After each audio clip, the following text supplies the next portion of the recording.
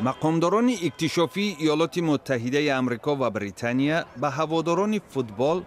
هشدار دادند که اثنای سفرشان به تماشای جام جهانی تلفن‌های موبیلی و کامپیوترهایشان می توانند مورد حمله هکری قرار گیرند. ویلیام ایوانینا، رئیس مرکز ملی ضد اکتشافی و امنیت ایالات متحده آمریکا،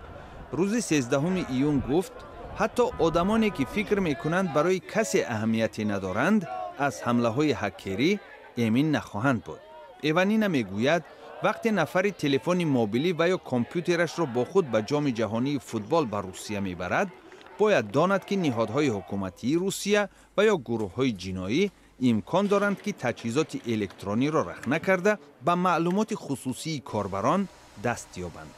به قبل رئیس مرکز ملی ضد اکتشافی و امنیت ایالات متحده آمریکا، هواداران فوتبال که سر از 14 ایون به تماشای جام جهانی فوتبال به روسیه می روند، بهتر از جهاز الکترونی را با خود به روسیه نبرند و یا بعد استفاده جهاز بطری آن را از تلفن و یا کامپیوتر جدا نگه دارند. به نوشته خبرگزاری ریترز، بریتانیا هم به اطلاع هواداران عازم جام جهانی چنین هشدار امنیتی مطرح کرده است.